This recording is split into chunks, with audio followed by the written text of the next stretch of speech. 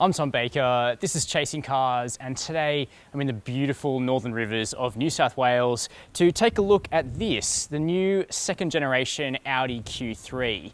Now, there's been a bit of an expansion in Audi's SUV lineup over the last couple of years, but the Q3 is now a familiar nameplate. What it essentially is an SUV that fills the size gap now between the entry size Q2 and the mid-size Q5. Because that Q2 has come in, it's been quite popular here in Australia. They've actually made the Q3 a bit bigger. It's about 10 centimeters longer than the car it replaces. And, you know, judging by the looks of the thing, it's a little bit more of a sort of handsome, upright, some would say conservative version of a small Audi SUV. But I think that appeals to a lot of people. It's got a nice chunky look to it, and it kind of offers a nice way to step into premium crossover motoring.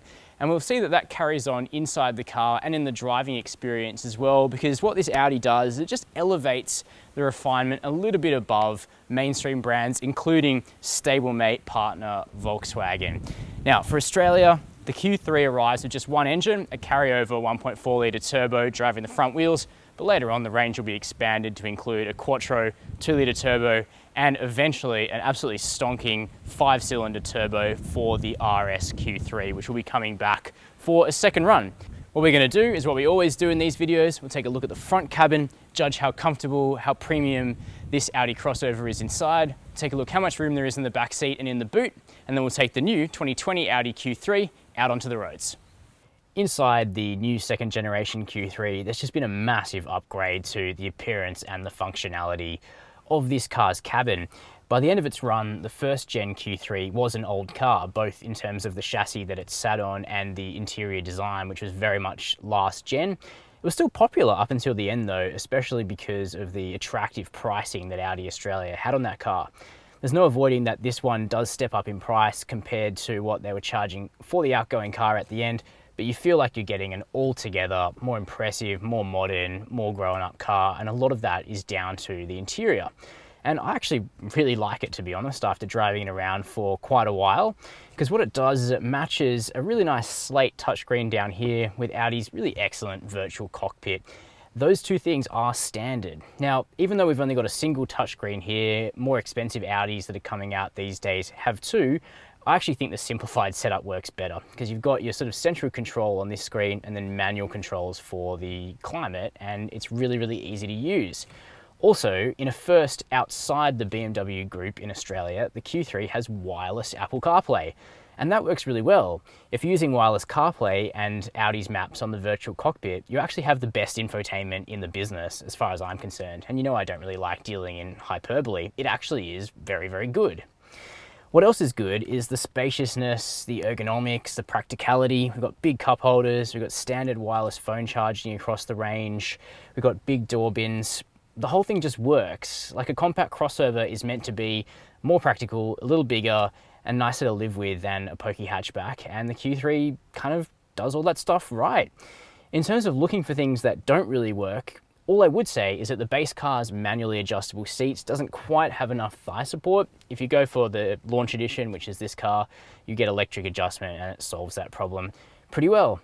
Even material quality, which has been a bit of a bugbear in cheaper Audis for the last couple of years, is good. We've got soft touch material up here, on the door, here, here, on the dash, even this, you know, very, very secondary part of the dash, you've got to go right under the belt line to start finding scratchy plastics. So it's a significant step up from like a Volkswagen Tiguan or a Volkswagen T-Roc in that way. You do feel like you're getting a more luxurious car. So all in all, I think they've done a nice job on the interior of the Audi Q3. Let me know down in the comments whether you think it's good enough to compete with cars like the BMW X1 or perhaps the Mercedes GLB, which is coming out into the market next year. Now let's take a look at the backseat. Making the Q3 a bit bigger has basically gone into increasing the space here in the backseat and also in the boot, which we'll check out next. And the result is that for, you know, an adult, I'm 6 foot, headroom is very good. This car doesn't have a sunroof, but I feel like if it did, there wouldn't actually be a problem. Legroom sitting behind my own frame is fine. Tow room is really generous, even with this seat on the deck. So for 4 adults, it's fine. A 5th person could fit, but there's a big hump here in the floor. It's kind of not really designed to take 5 people all the time. Audi can sell a number of larger SUVs to you if that's what you would prefer. But in terms of actual comfort, it's pretty nice. The bench offers decent support and it's got a few tricks up its sleeve, so it can slide. I'm at the very rearward point now, but if you want to increase boot space, you can slide it forward right up to the point where it becomes a little bit uncomfortable. But if that's the compromise you need, then that's fine. You also got a bit of recline in the seat, so you can take it back a bit further, nice for a road trip. You know, there's a bit of flexibility in this car, which is cool. And you also get some, you know, more premium stuff like air vents in the back. In Australia, it's a very hot country. It's great to see that. We've got USB-C ports here in the back seat as well for the latest generation of fast charging. Material quality stays soft here in the back seat. So what I really like is that so often entry-level luxury cars basically mean you get no equipment and you get a very, very Spartan interior. It's actually not the case in the Q3. You do feel like you're getting value for money. And, you know, for 50 grand or thereabouts, I really like that. Around here at the back of the new Q3, I wouldn't call it one of Audi's most expressive SUV designs, but that's okay. They've got the Q2 if you're interested in a more edgy or artistic looking crossover. But one of the consequences of lengthening this second generation car is that there's quite a bit more cargo room. There's also a standard kick to open electric tailgate, which seems to work very consistently. If you line up to the left of those Audi rings, it seems to work well. Once that's up, you can see that we're working with a pretty big and square space. There's 530 litres of cargo room on offer behind those back seats in standard configuration, which is very impressive. However, if you put that back row forward, like I showed you before, where there's not a lot of space for knees, but there is a lot of space for cargo, then it equals 675 litres, which is like beyond the Volkswagen Tiguan, which is pretty impressive for such a small vehicle. You also get this nice chrome finisher here, a dual level boot floor, just little touches that make it easier to live with. And that kind of automation is always nice to have and sort of shows that Audi isn't really nickel diming on this entry-level Q3. So what is the new Audi Q3 like to drive? Well, you know, this is actually quite a nice, tidy little crossover on the road, but there have been some major changes to the platform and therefore the entire kind of character of the Q3's dynamics over the old car. So the old car sat on the old Volkswagen Group PQ platform. That was last seen on like the Mark 6 Volkswagen Golf. And so this is the first time now that the Q3 has been updated to be on the way more modern MQB modular transverse platform that underpins heaps of cars. The Audi A3, the Volkswagen Golf, the Tiguan, the T-Roc, you know, etc., etc. And that's fine that it's under all those cars because, you know, this is one of the most expensively developed small car platforms in the world. And everything it's under, it does wonders for the ride and handling. And so it goes with the Audi Q3. It's a nice balanced car that splits the difference pretty well between comfort, compliance, and a level of sportiness and sporty engagement that you can tap into in this car. But I'll get more into that in a second. First, let's chat engines. So, it's a 35 TFSI, that's part of Audi's new engine naming system. Let me know your thoughts on that down in the comments. But what that translates into here is a 1.4 litre turbocharged 4-cylinder petrol engine. It's one we've heard of many times before. Produces 110 kilowatts of power and 250 Newton meters of torque. And honestly, in a car of this size and relatively lightweight, it's really all you need. It gets on well. It's quite quick if you get into it, and it suits mixed driving, you know, pretty much to a T. It's front wheel drive, and if you really boot the throttle, you can actually induce a fair bit of wheel spin at the front and a fair bit of axle tramp. But if you're smooth with the throttle, it reacts nicely. In terms of the gearbox, it's actually a 6-speed DSG. That's unusual for this engine. It does mean that having one less ratio than normal, it hunts for gears a bit less. It seems to be in the right gear a lot of the time. But it does mean that on the highway, it cruises at the low to mid 2000 rev range, and it's just a little bit noisy in terms of engine noise on the highway. Economy is pretty good for this front wheel drive Q3. In terms of other engines, later on we'll be getting the 40 TFSI, which is a 2 litre turbocharged 4-cylinder Volkswagen E8888 engine, but with a kind of lower state of tune, 140 kilowatts of power, 320 Newton meters of torque. But as we know from driving that in the Q2, which you can watch up here, that engine is really nice in a crossover of this size. And you'll have to wait for that one if you want all-wheel drive, and it could well be worth the wait, we'll see.